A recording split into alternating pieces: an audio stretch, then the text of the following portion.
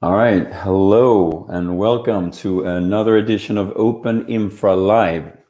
This is a show that the OpenInfra Structure Foundation puts on every week, about an hour, where we highlight all kinds of different things. It could be infrastructure, it's open source, of course, and lots of use cases, all kinds of interesting conversations and dialogues that we want to have in an era when infrastructure and open source is certainly affecting everybody's life as we know it on a daily basis. My name is Johan Christenson. I'll be your host for the day. And I just wanted to start by saying that this is a live stream, so we would love to get some questions from you, and we'll certainly bring them up either in the conversation or we'll do that at the end of the conversation as well, or at the end of the dialogue. We have two interesting topics. One topic, I guess, that will meld into each other, so to speak. So we'll talk today about digital sovereignty, something that I know, at least in Europe, is being talked about in a big way. There's a lot of current events that are happening that are highlighting that even more today. But we're also going to meld that in to say, how does open source play into digital sovereignty?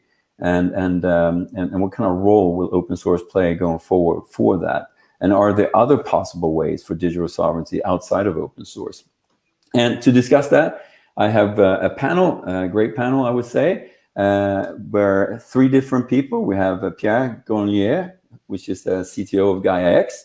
We got Kurt Garloff, who is the CTO of the Sovereign Cloud Stack. And we have Linda Siwe, whom is the Chief Commercial Officer at Binero, which is a public cloud provider, using a lot of open source, I know. So I'll tell you what, we're going to start off here by allowing all of them to give a little bit more information, a little bit of personal introduction before we kick off some of the questions and dialogue. So why don't we start with you, Linda? Yeah, hi everyone. Great to be on this panel. I've been with Binero for a bit more than a year now. Previously, I worked a lot with digitalization of companies. I worked with development of digital services. So this is the first time actually working with the core, the base, the actual infrastructure, enabling all of this innovation. So a great year and a half with Binero, and looking forward to working even closely together with you guys and the Open Infrastructure Foundation on these topics. Awesome. So Kurt, tell us more. Yeah, well, thanks, Johan, for inviting me. I got started in open source a long time ago. There was this point in my life when I realized IT will affect everything in our life, and it's only becoming more and more important. So I said, well, I want to make sure I have some of those things under my control. And then I was taking a bit broader view and said, well, actually, it should be under the control of the users that are affected by it, right? So I started working on Linux, contributed to the Linux kernel, worked a long time for SUSE, built up engineering teams there.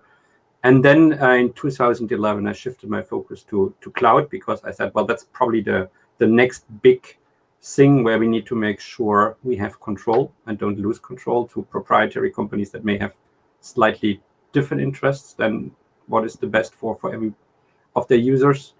And that's what I'm doing now. I mean, I've built some clouds. I've been the chief architect for the Open Telecom Cloud.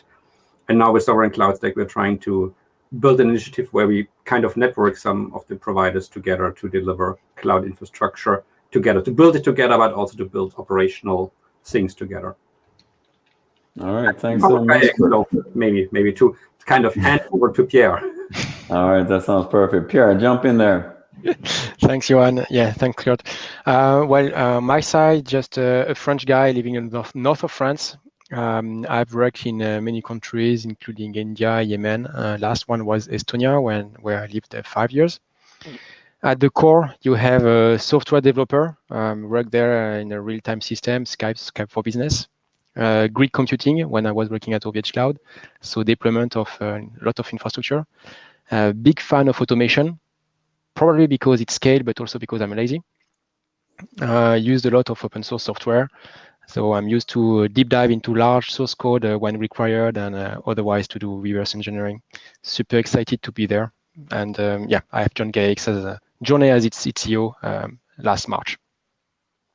All right, fantastic. Yeah, we all hear a lot about Gaia-X, and I don't think everybody understands everything about it. So I'm sure we'll dive into that a little bit here as well, Pierre. And you give it a chance to explain more about it. But why don't we start with one just overarching type of thing, right? Which is digital sovereignty. I believe it means something different to a lot of people. So I just would love to take 2 seconds in getting your take on digital sovereignty, as in what you think the definition of that is, and what does it mean to you. And I think it's kind of interesting. So we got 3 people here, of course. We got Kurt, German perspective. We got Pierre, the French perspective. And Linda, I know you reside more north where the sun barely, since I'm there, I know the weather's not always great up there in Sweden. So we'll get the perspective. So Kurt, why don't we take you to start? Digital sovereignty, what does that mean to you? And also, how do you define that?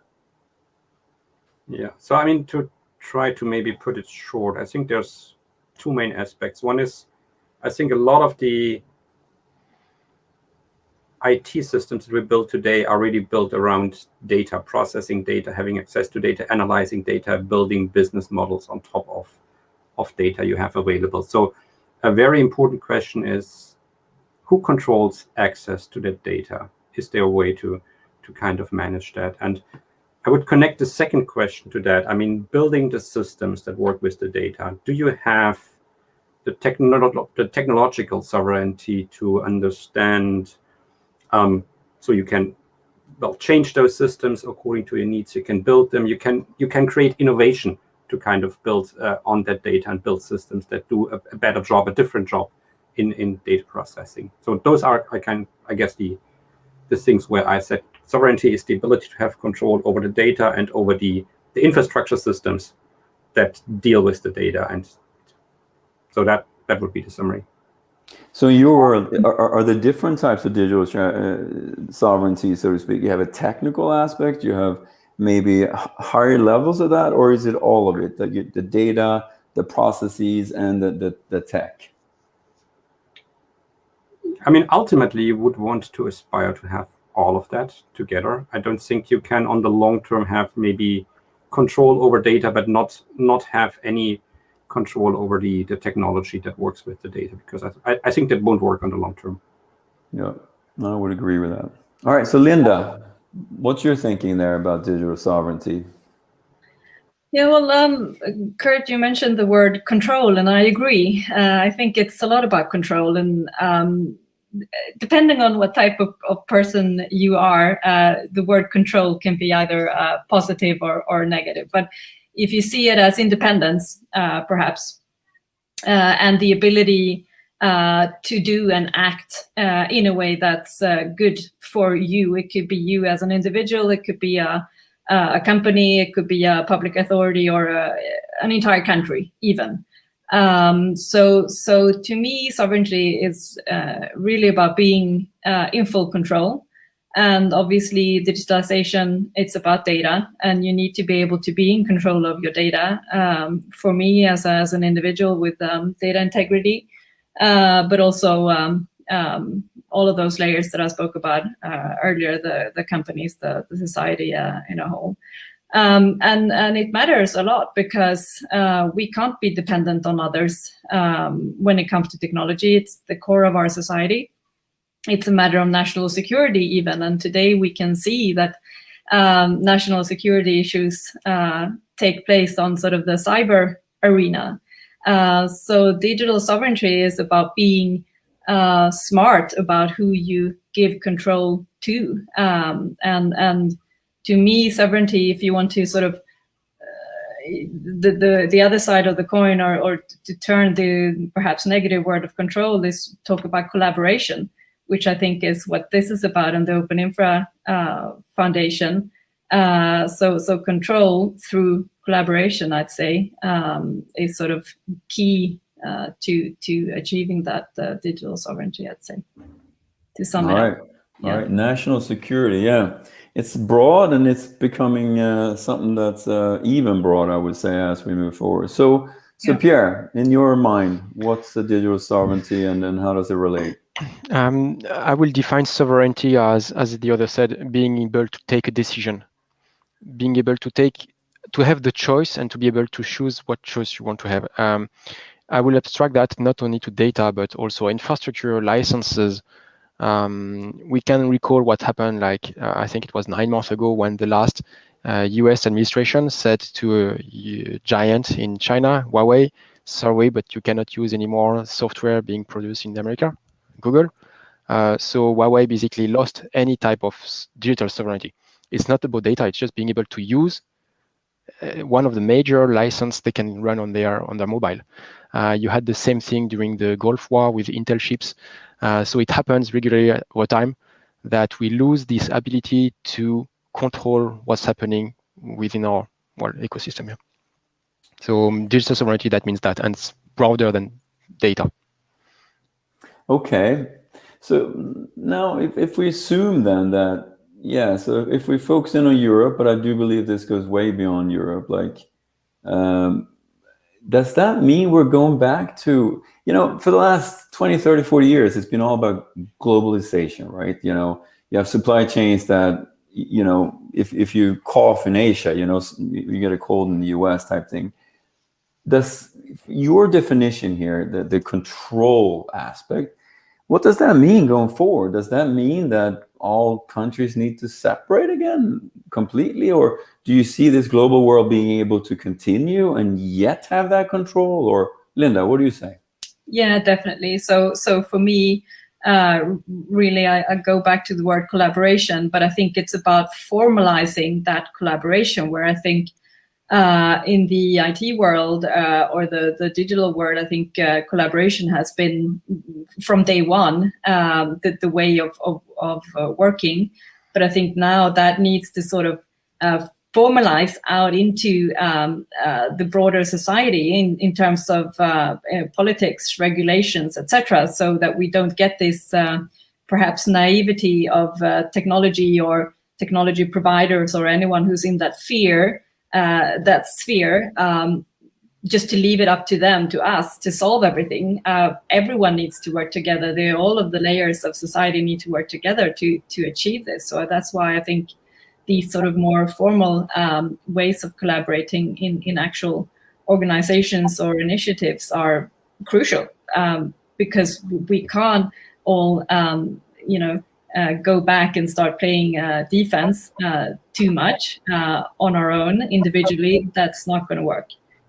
So we need to collaborate, and also seeing now, you touched upon the current events in Europe that at least affected Sweden a lot with cyber attacks and ransomware.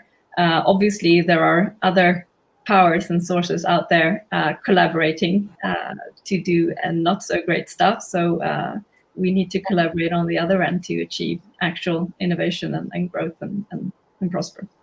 Yeah, that collaboration includes the politicians, right? We got all these laws. It's becoming a very complex world to become to do anything IT today, right? And not break some law somewhere.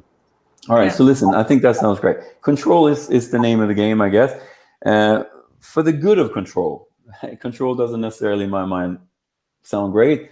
But in this case, of course, it's a big deal, right? So I'll give all three of you guys a chance also to relate to what you do in your sense, as in what's important in what your work is the work that you do and how that relates to digital sovereignty. So Kurt, SCS, Sovereign Cloud Stack, how does that help and relate to digital sovereignty? So yeah, thanks for the question, Johan. Few thoughts on that. One of them, and maybe that also relates a bit to the question we just discussed. I mean, one great way of collaborating across borders, across the world, is to use open source software. You can work on that together and still give the consumers of that source code a lot of control. And it doesn't matter what country it comes from. So borders are not relevant if you are doing open source. And that's a really great aspect. Of course, open source helps with a lot of things if you think about sovereignty. I mean, having access to source code gives you an ability to change it, to inspect it, to study it, to learn from it, to adjust it to your needs. You have this transparency thing that gives you control. So this is something we heavily believe in. And when we say open source, it's not just kind of access to the source code. It's also access to the community that builds it. It's access to the processes, how you take decisions and make that open and transparent. So I think that helps a lot with sovereignty. And then, of course, based on that code, you can create platforms. You can collaborate on building them, on operating them, and that creates choice. So you have an ability to use that code yourself to build your own software stack to run it yourself, or you can go to one of many different companies that can do the same and choose which one does best fit your needs and provides you the exact level of control that you need. Okay, and Southern Cloud Stack, so to speak, helps you put that together, and it's all open source, as I know it, of course, just like you're saying, and it makes it easier for anybody really who wants to start to provide services that are, you know, following certain rules, making sure that all the regulations are taken care of and so forth, and be able to do all the good things that you just said. That's can you summarize Sovereign Cloud Stack like that? I think that's a great summary. I mean, operating a cloud container infrastructure stack is difficult task to do. And if you want to do that, you need to build a significant team that has all those skills.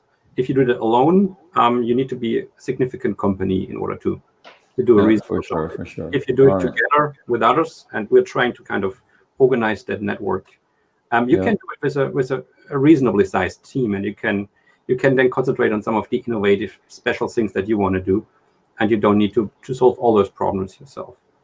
Okay. So yes, we're really there to help. Sounds good. So, Linda, Binero, you guys are a public cloud provider in Scandinavia, and how do you see it? So, from a supplier and customer perspective, digital sovereignty, are you getting questions around that from customers? Is it a thing out there in the market, or how do you see it? Oh, not really.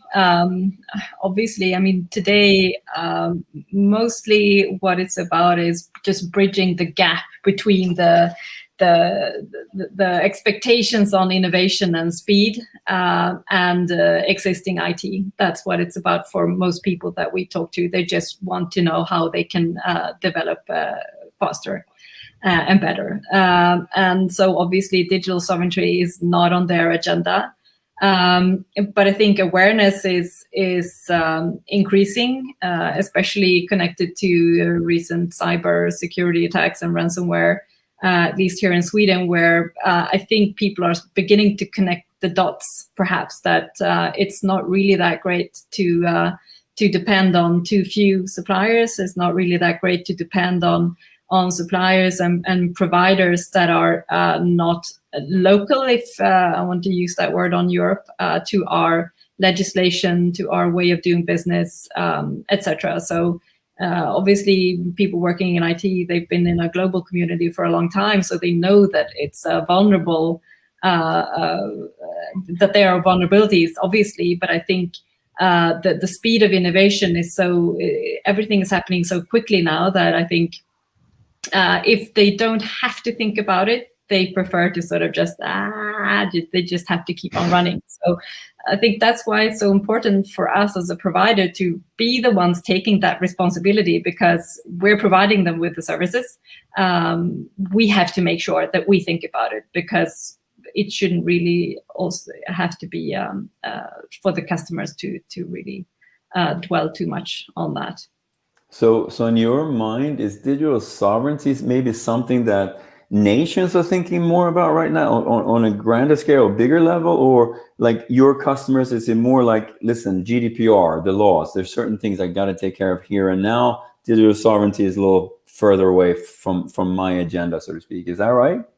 Yeah, I'd say that until perhaps it's something that comes closer to home. They're thinking of using a system or a provider that's been affected or anything. But I mean, obviously, we have a big span of customers, everything from the sort of startup scale up to public authorities, etc. So there's a huge difference. Obviously, public authorities and the public sector in general, they have a lot of concerns about this. So at Binero, we have a large span. So, but I'd say the more sort of startup scale up, the really sort of digital scalers, they most often do not think about this. Okay. Gotcha. All right, Pierre. So from a Gaia-X, of course, being the talk of the town in Europe, at least if you're in the industry, a lot of people have heard about it now. Started in Germany, and France has taken off in a big way as well. I know several countries are at least looking into it and wondering what the heck is that and what's going on down there, so to speak. So how, maybe just 2 seconds around Gaia-X, I think is something that's important for everybody to understand. And then also Gaia-X then, is that all playing into this digital sovereignty, or tell me a little bit more how you see that? Yeah. So for the first question about a quick presentation about Gaia-X, we went, as you said, from 22 members at the beginning of this year to more than 270, if I remember correctly, and I have the latest numbers.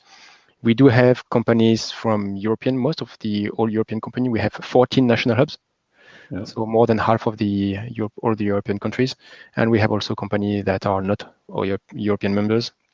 However, 95% of our members do have their headquarters in Europe.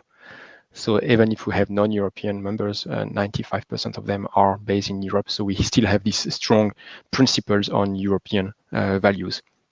Speaking of European values, when you ask to the second question about this digital sovereignty and how we translate that, how we will translate that, it's this will to have more autonomy in the choice you can make. And I believe that there are several ways to answer that. Open source is definitely one way to answer that, because you can basically dissect the software, expand it, add your own set of features. You can operate it yourself, because you might be able to do that. There is another way to also gain more autonomy is through interoperability, and that doesn't require to have open source. So interoperability between two proprietary stacks can also bring you more autonomy, and that's an answer to digital sovereignty. We have this regular meetings with customers, with members that ask, I want to keep using my own proprietary stack I don't want to change, because I have capitalized, I have invested like maybe for the last 10 years on it.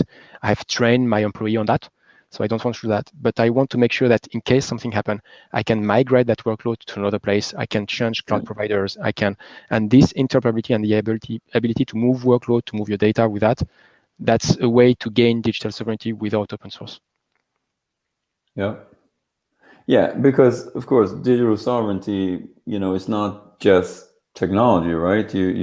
I think Gaia-X puts it nicely in the sense that Gaia-X is in the middle. You have players above, players underneath, and technology is one piece of it, of course, as you said, right? There is one, if I may add something also on this.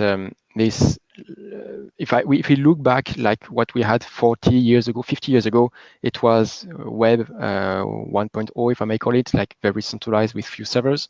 Then we had this full revolution with peer-to-peers, completely distributed. And then we went back to Web 2.2 with the cloud, and now we centralize everything back. And we are, I think, at the beginning of a new era where we are decentralize things again. And it looks like every 20 years we are going back isolating, and forth. Going back and forth. Thank you, between those two modes. And very happy to get the kickstart about this decentralized one. Yeah, for sure. All right, so last thing on digital sovereignty, but a lot of things are happening around us, like in a crazy way, right? Not only is the technology moving at a pace that is mind-boggling, right? There are events also that are happening, and in particular Europe. I think Europeans feel a bit more vulnerable. We don't have any hyperscalers. Linda, you kind of touched on a few things, and it becomes a little closer to home when things happen, so to speak. So as we move forward here, these events that are happening, if we take one, we talked just before here about this Kaseya thing, right? It's a point of sale software where a lot of customers around the world, literally hundreds and thousands customers around the world, rely on a piece of software that is great in many ways and allows for smooth purchasing. Let's keep it at that. Was hacked and ransomware, and we've seen that over and over. The pipelines on the east coast of the U.S. and so forth. JBS, the Brazilian meat company in Australia, and they paid the ransomware. It's happening all over the place. It's the easiest way, I would say, to get big money at this point. How do we see that effect, so to speak? How does that play into digital sovereignty? Is that part of digital sovereignty in one sense, or is that just, no, it's plain security for everybody? How do you see that? Kurt, how do you see that? So I have a few thoughts on this. First of all, yes, it is a security issue, right? So, I mean, somebody has not done the job properly to secure a service, and then hackers have taken advantage of that. I think what we are observing, though, is that the scale in which it affected people kind of reflects the fact that we have allowed our IT systems to become very centralized. And that, of course, increases the risks tremendously. I could probably add that if you would use open source software, you would have a better chance to kind of inspect code and fend off these security issues. I think there's been some research that shows some of that. But I think the main thing here is really decentralization that kind of really exploded the scale in which this affected us. And if you think about a more sovereign world, I would expect to have more distributed, more decentralized systems to be in place, which would help to contain such issues. I think they would still probably occur at some place, but not at that scale. But it's a bit speculative. I mean, this is the world we're trying to build. We don't have it, so we cannot prove it would be better. Well, it comes back to the whole central and decentralized, right? Like Pierre was talking about going back and forth, right? Now we're realizing, oh, we get efficiency from central, right? And then all of a sudden something happens, like, well, maybe it wasn't smart from another different criteria. What do you think, Linda? Yeah, well, I think two things that really sort of created awareness around, or as a result of this happening. I think, as you say, Kurt, the scale of things. And also, I think because it was something that happened in sort of,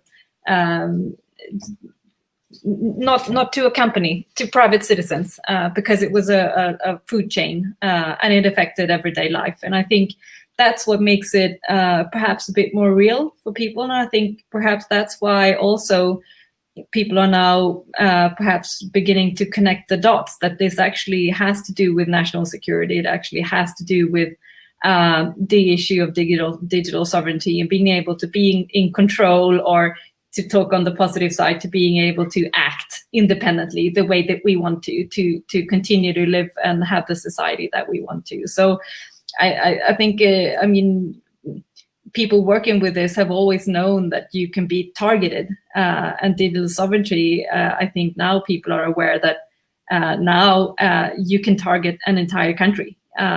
So modern warfare, to use a very dramatic word, does not have to do with targeting commodities or targeting those types of stuff. It's about technology. So we are a target. So I think that both creates awareness that perhaps digital sovereignty is a good thing to be aiming for, so that we're not dependent on other geographic areas to handle what's actually core to our modern society. But I think also, again, it raises the question that we should do this together, because if you close up, I mean, Sweden talking about digital sovereignty, I don't think anyone wants us to sort of do this on our own. It's about creating relationships and collaborating with others to solve this. Kind of contrasting words, right? We're talking about some dramatic words on the one side, and then somehow collaborating, right? So it seems like it could be a challenge. So let's take in a great question here from. Sorry if I squashed his name, Antoinette.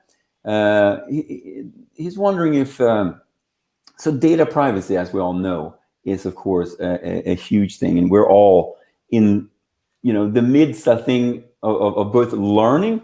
It seems like there's a new law coming every month, at least if you live in Europe, or every so often, I would say, and it's becoming a very complex world. And the question here is then, how does that need and of course laws as far as around data privacy, how does that play into digital sovereignty? Like, will it play nicely with digital sovereignty? Does digital sovereignty help that? Or do you play that in just like you would play in GDPR into your code today, so to speak? Pierre, what do you think about that? Like privacy versus digital sovereignty? Tough question. On the privacy side and I will say the data usage right, that's a tricky question. I will give an example of the DSP2. That's a European regulation for allowing banks to exchange data about the bank's, your bank's account data. You can use the very same data set, so in terms of CSV file that you extract, in terms of concrete words, to build a personal finance manager that help you to do your accounting. And you can use the very same set of data to do targeted marketing, saying you buy 2 sandwiches in Subway every Sunday, so I'm going to send you ads for Subways. So data usage rights, it's very difficult to enforce, and hence the ability to keep privacy, it's going to be as hard as the data usage right enforcement. However, I do believe that the law will be always late compared to technology. And we do have technical means to enforce privacy, such as secure multi-party computation, federated learning, homomorphic encryption, trusted execution enclave. I mean, there are a full list of technical stacks that we can leverage that will ensure privacy way before we can have a law that will force any cloud provider to do it. Okay, so technology will solve the data privacy issue. Technology and education. And education. Let's add a few things there, because I believe a lot of the countries are saying that there's lots of technology out there, right? And it's all great, and it all makes things more secure. Doesn't make it completely secure. I guess that's the question, right? So Kurt, same question to you. So data privacy, do you play that in with digital sovereignty, or is it completely two separate different things? I think digital sovereignty does help with data privacy, because if you take digital sovereignty as a way to keep control over your infrastructure, over your data, it also allows you to keep data private if you want to do so. So I think one of the challenges that we have is using this in a smart way. I mean, obviously the most private thing is not to share any data, not to use any data, and that of course will not be a successful strategy going forward, because I mean, a lot of the economy, a lot of the business models you have built on data, and that by itself is not a bad thing. But I think the discussion then is one, first of all, you need to have the technology to be in control, and then you need to build the culture, the legislation, the rules that govern that. Also, maybe the education to add to what Pierre said, that creates this understanding. Okay, how can you use it? What are ways of using it that are legitimate, that do not violate this idea of data privacy, and which ones you need to be very careful of, because you then quickly lose control and people do all kind of things you don't want. And I think this is just the beginning of this, to be honest. Yeah, I think that one of the keywords will be transparency for that. Yeah. All right, I'll pose a little different to you, Linda. So privacy and the laws, how does that play in with Binero? Is that like the major sales pitch today, or how does it work for Binero and other European companies? Yeah, well, if as we touched upon previously, if digital sovereignty is really not on our customers' agenda, I'd say data integrity and privacy definitely is on the agenda.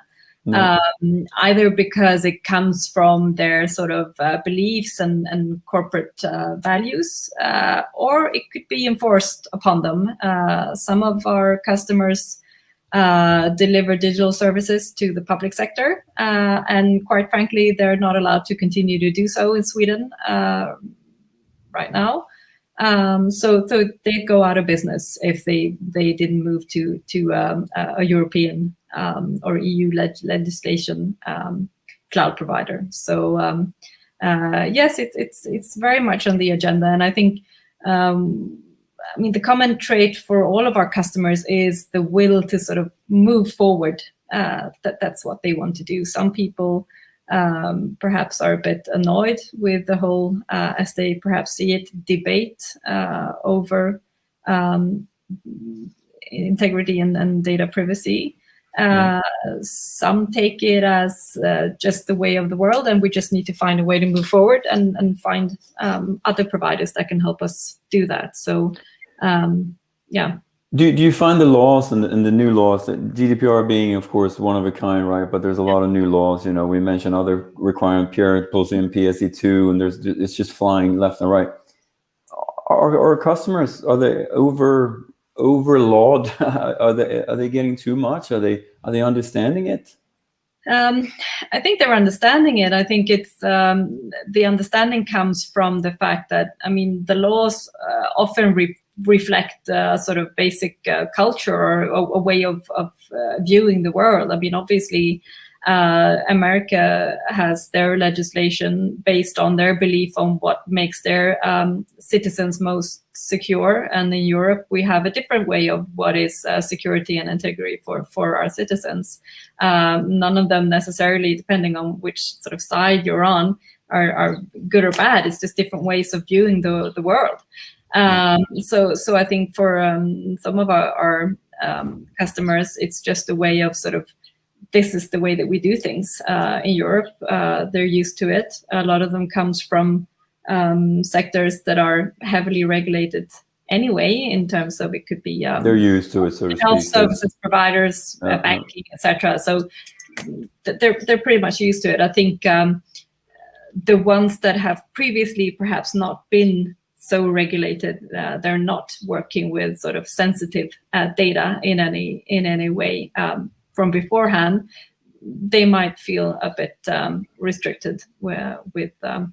I can imagine, right? Because it's hard to do business today without any type of PII data or GDPR data, right? So listen, we get a great upon as well. It's not just the technology; it's the entire thing. It's the governance model. It's everything. So it's all encompassing. So you have to change the way that you work, and that's always tough.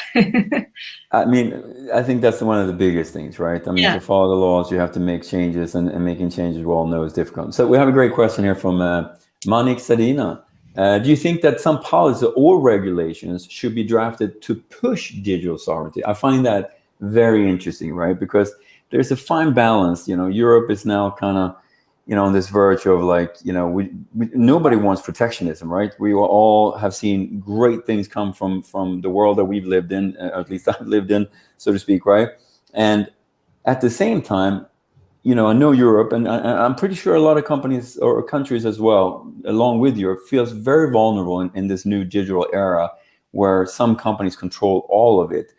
Have we come to the point, like Manik is saying there, have we come to the point that this should actually be a law, that you have to have this, that the type of control that you guys have been talking about here, like a nation needs to be able to control the data? And I guess a follow-up to that would be then, can you continue to innovate if those types of laws are being put to place? Like, I think we all say, oh, I got to go with Azure or something like that because I need to automate. Pierre, you wanted to automate your whole life away, you know. And you do that, of course, to be able to innovate faster, right? Everything becomes a matter of time, and how quickly can we get the next feature out, or the next business case or model, or whatever it might be. So should government step in and push digital sovereignty? Is it that important? Kurt? Let me give you maybe two answers. I think regulation in general has like this connotation to it that people believe, well, things get very complex now, and you regulate everything, there's not going to be competition, and then this kind of stifles innovation, and you cannot collaborate with others anymore because you're all buried under regulation. And I think there's a danger to do regulation in a bad way, that this happens. I would argue actually that regulation done the right way actually will enable competition. I mean, we have kind of a history of building cultural rules and laws around that govern how private property is handled, and those are well established, and they actually enable a lot of competition, and they have been behind the growth of our economies during the last few hundred years. So I think regulation done well is a very good thing, and it helps competition. I think we need to have this the thought that that regulation is always bad because it stifles competition is not a true thing. So it needs to be done the right way. I believe that antitrust would be another set of laws we have kind of learned to establish. And I guess if you think about digital sovereignty, maybe some of that is actually inspired by antitrust. I mean, we have this big concentration right now going on in the way IT works, and maybe we need to have some regulation that kind of limits that and gives innovative companies a chance to compete and to have their place next to those large companies. So I believe it's the right time to think about regulation, but it needs to be done in a clever way. Okay. So Linda, what do you think? Is it time for Sweden to put laws in place so that this actually happens, or will the market figure out its way? I guess I agree with you, Pierre, on legislation always sort of being behind the technology and behind the development. And as you mentioned, Kurt, I mean, other important legislation and regulations that are actually part of everyday life and is functioning well have developed during a long time. And the issue now is that technology and digital development is so fast happening that it's difficult to legislate in the same type of pace, because it's a very special thing to regulate. So it's a double-sided coin. I think spending a lot of time on regulations and then just completely missing the target, I think it's always, it could perhaps be naive and perhaps I'm being a bit too positive, but I think the initiative needs to come from other important entities on the market. It could be role model types of companies, or perhaps organizations within the public sector, or other significant players on a market that sort of lead the way and show how can you have sort of better control, how can you have a more aware, like digital sovereignty aware way of evaluating your entire production chain, so to speak. So I think it has to come from both sides. I don't think things are not going to change if we people, companies, organizations that are actually using the infrastructure and developing upon that infrastructure change. And so I think it will be a combination, I guess, of legislation and sort of other initiatives. Okay. Perhaps it's a bit naive to depend on the good forces of society, but I think we've come together before and done great things. So I'm thinking that's going to happen again. I'm seeing a way of avoiding the question here a little bit. This is like clearly not a yes or a no type of thing. Let's do it or let's not do it. It's like, yeah, maybe it's done right. And, then again, as we know, EU can take, 10 years to come up with a law. So to your point about technology moving a little faster and so forth. Pierre, I will skip you as far as that question goes.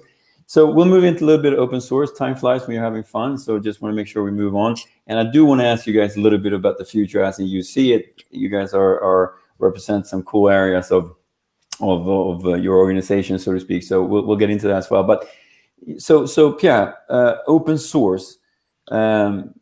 What's your take there? Kurt clearly touched upon it. There's tons of good things we can talk about around open source and how it can help digital sovereignty. I mean, open source could even be maybe the only way forward for whatever you do, so to speak, right? But how do you view open source and digital sovereignty, and how does it help? How does it play along? And maybe even as far as Gaia-X, I know it's not just code there, but how does it play along with Gaia-X as well? For me, the evolution. So first of all, yes, open source is really important. I value that a lot, and regulation only will not be so able to solve that. I believe that open source, as we've stated before, that's a way to gain autonomy, and that's transparency. You cannot have any type of control or any type of understanding of what's happening, for example, with your data, if you don't have transparency of who is going to use it, where it's managed, where it's hosted, and so on. So to have this, and when you add transparency, autonomy, and so on, basically start to build something that we call trust. And we talk a lot in Gaia-X about trust, but trust is not something that you can buy or decide from a technical point of view.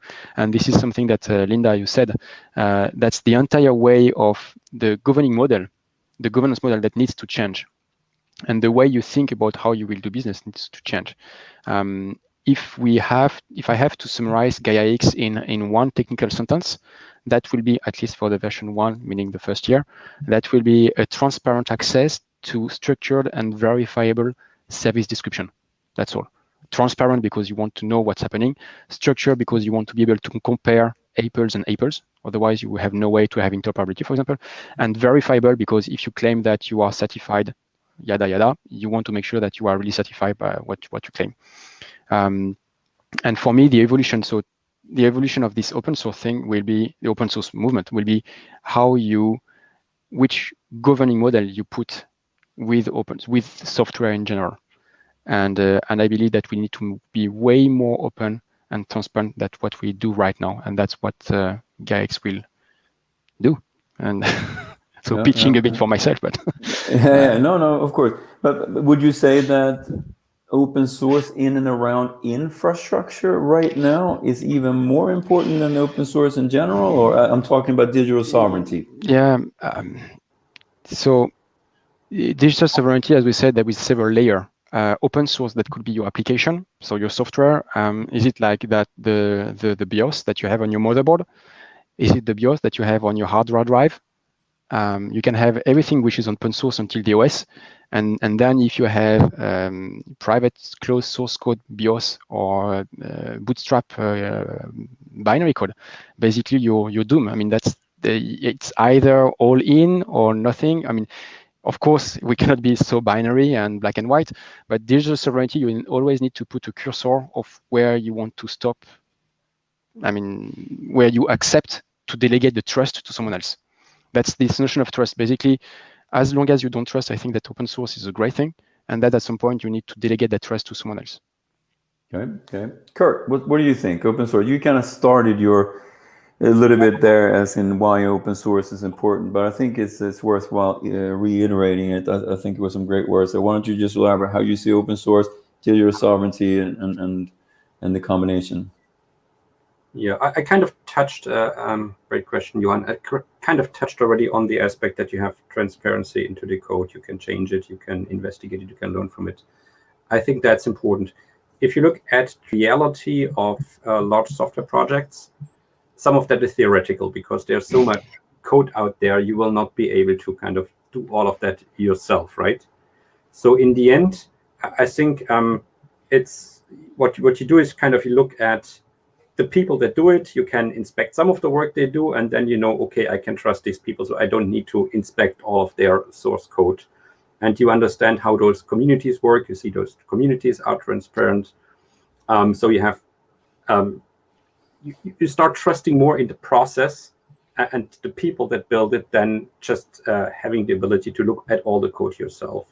So I think that's the next level. You build kind of a system that produces something that can be inspected, that can be trusted, but you don't need to establish the trust all yourself. I think that is an important evolution. I mean, as the code base grows that we have. And follow up to that then. So, I mean, one thing is the infrastructure. Okay, I'm putting my data in a certain location.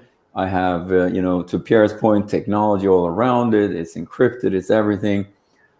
How, if it's proprietary, how do you guarantee that the software itself is not sending all kinds of data back? Like, how do we get that transparency unless you can see or view code or audit it in some shape or form? Is that even possible? Kurt? You can do a lot of work to kind of establish trust on things you cannot fully inspect. Trust is not a binary thing, right? I mean, when I said you will not read all of the code and understand it, same. So you will not get to 100%. I think you can do a lot of work in order to establish some level of trust to non-open source things as well. I think you need to invest a lot more work, and you need to trust a lot more people that are outside of something you can really inspect well. So I think it's a lot more difficult, but it's possible. I mean, it's just a lot of work. It's interesting questions, right? You go down one rabbit hole, you come out of another one that you just created, right? So it's interesting. And to your point, Pierre, the stack includes hardware and so forth. So it's a challenging topic. So no doubt, I think we're in agreement that open source plays a huge role going forward. Digital sovereignty seems to be an awesome mix and match, I would say, for if I listen into all of you as far as that goes. And so let me just last couple of questions here. So I guess every era you live in, so to speak, is very interesting. But I think from a digital perspective, where we are today and some national things going on and all these current events that we talked about, hacking, spying, digital is in its infancy, yet, it's being used already in ways where we're just getting a taste for what might come. Linda, you use some dramatic words there, and who knows? I agree with you. I think that we're moving towards that direction, and I think digital sovereignty from a political perspective is probably moving up the agenda from that perspective. But how do you, and I'll give it to all three of you, how do you see the future, so to speak? And when we start with you, Pierre, how do you see the future as far as digital sovereignty? And I'd love for you to touch on Gaia-X as well, in the sense of saying, will everybody embrace Gaia-X? Will it be a truly European thing in your mind? Or will something else come along, so to speak, right? Like, where will we stand in 5 years when it comes to digital sovereignty in Europe? Yeah, you go. My take will be so I will oscillate on the decentralized side of it, where we have truly decentralized autonomous organizations that are able to put the user back in the middle. And that will answer the privacy, the transparency. I mean, you cannot have trust without transparency. What we do, as an example of people that complain about blockchain and so on, because decentralized autonomous organizations are based sometimes on DLT, distributed ledger technology. People that don't understand the technology, today's when you have two companies have a contract together, a legal contract that you sign, that's basically a proof of stake. What you have in the contract is that if you breach your contract, you will pay me this lump sum in case you breach it. That's exactly the same thing that you have in the blockchain when you have proof of stake. And that's what the best we can do in the digital world, in the what we do right now. And I do believe that there is far better way to scale data extensions, to scale service deployment interoperability, than just doing this kind of basic primitives. Do that, otherwise, if you breach the contract, you pay that amount of money. So to answer this need, decentralized autonomous organization for me will be the way forward, combined with open source. A very extreme point of view. Of course, that will be that we need to go there in a smooth way. But I think that in your mind, Pierre, yes or no? Will Europe in 5 years have digital sovereignty on a government level? At least some of the countries. Some of the country, yes. Okay. All right, Kurt, you go.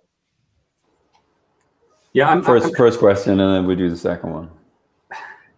Kind of building on what Pierre said, I also have this vision that we will move to a much more decentralized world than we have in IT today.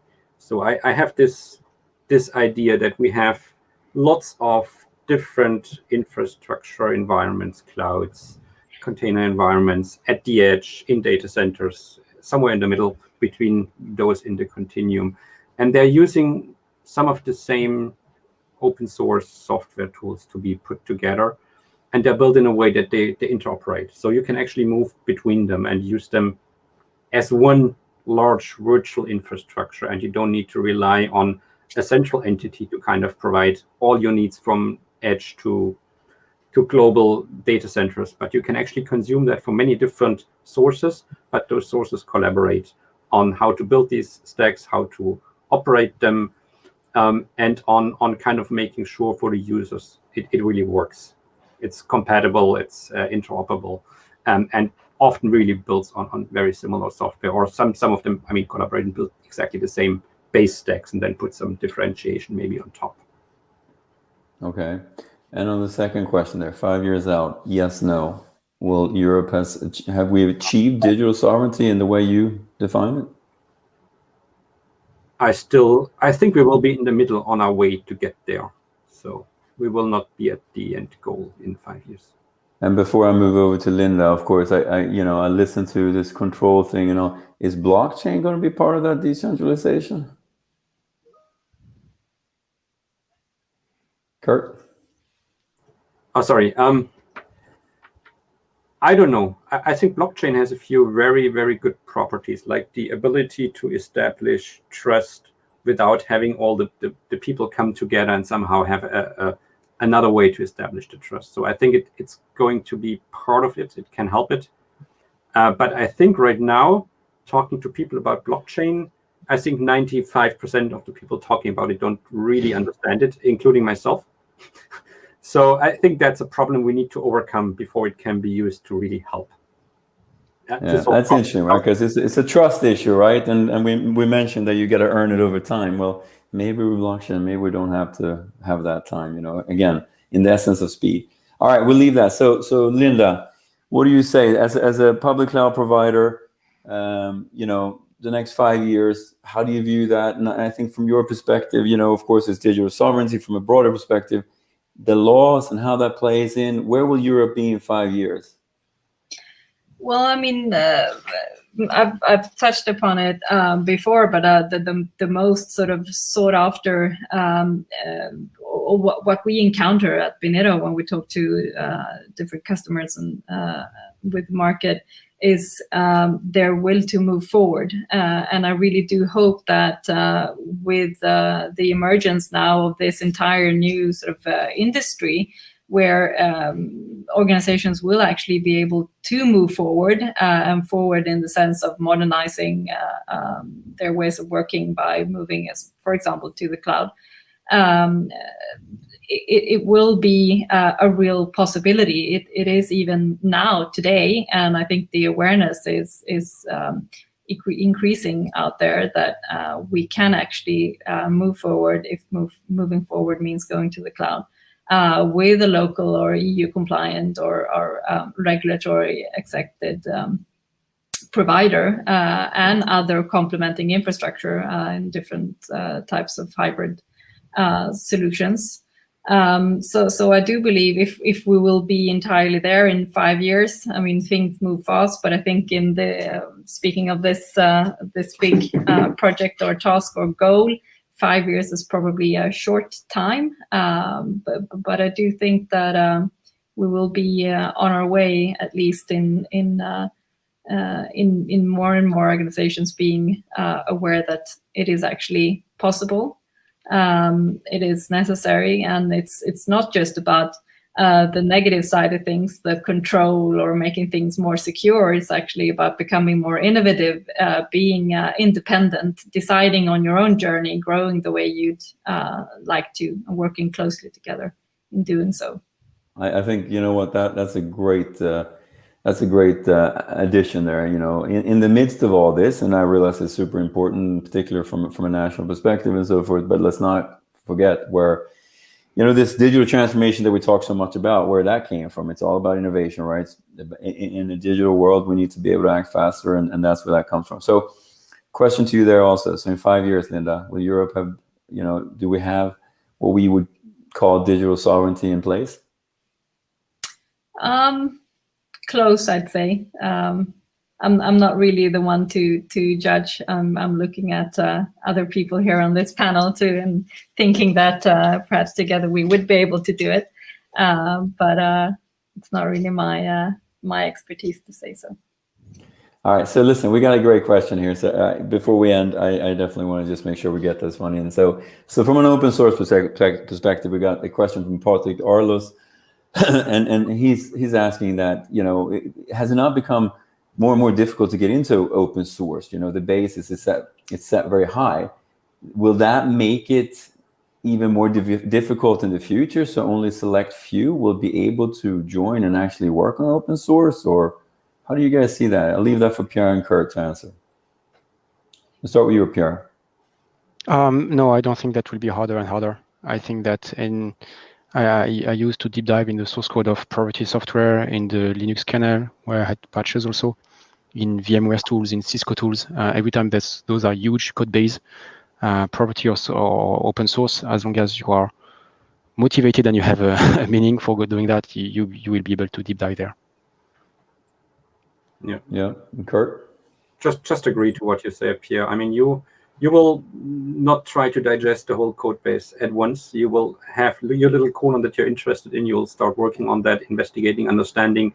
Maybe you have some ideas, some improvement, and then you get into a discussion with the larger community. And then from that, you learn to trust people. You learn how the code is put together. You learn the practices, and you become part of it. You're sucked in. If it's a good community, actually. So that works, and it works on small code bases as well as large ones. And I'll add to that, Kurt. Then I haven't been in open source my whole life, but I can also add that there's so much more that comes from it, right? It's not just code; it's community in the sense of friends and getting to know other people. And for me, it's been an amazing world to get into, in the sense of different nationalities where you know people today, and it becomes a small world with great people. So I want to make sure that all of you get a chance also just to mention. So if anybody wants to get in touch with you, like, how do they do that best? So maybe Linda, how do I reach Binero? How do I reach you? Well, Binero.com would be the way to approach us. We have a new website where you can find information on our public cloud. You can get in touch with us. Summer holidays in Sweden right now, but Binero is always loud, so someone will be there to say hi and answer your questions. Awesome. So Pierre.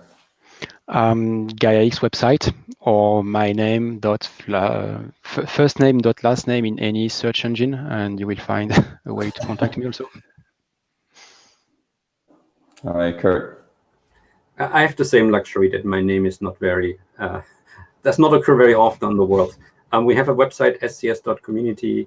We want to grow as a community. We are definitely looking for people we can actually hire into our little company, which is actually part of the project is in the Open Source Business Alliance in Germany. Yeah. And then, of course, also building community at large, people that want to use the code, test it, contribute to it, work with us, understand it, come with suggestions, ideas. All of that is extremely welcome. All right, that sounds great. Listen, I want to say a huge thank you to all of you. I think I think we could spend 10 hours doing this, and maybe we'll get a chance to wrap this up with maybe dive deeper into a couple of the areas. It's such a broad, combining digital sovereignty, of course, combining that with open source. You can speak for hours, I would say, around it. So thanks so much for joining. And I just want to plug also, next week we have another great episode coming up, and it's a panel of users that are doing large production scale, like Verizon Media, InMotion, Nectar, CERN, CityNetwork, and Open Telecom Cloud. They'll discuss how you manage those very large, I should say, OpenStack clouds, and the capacity in and around them. So you don't want to miss that. And also a reminder for everybody out there, if there's anything in particular that you would like to discuss, something that we've missed, I think this is the 13th episode that we've been doing. Feel free to submit those, and I think the deadline for the next one is July 16th. So feel free to shoot in any type of topic that you have, and make sure you follow up and join us for the next one. So, and the next one is on Thursday at 1400 UTC, and I think that's 4 p.m. Central European time. So again, thanks so much, Linda, Pierre, and Kurt. It's been awesome, and I really, really hope we get a chance to do this again. Thanks so much, and thanks everybody out there for watching. Thanks.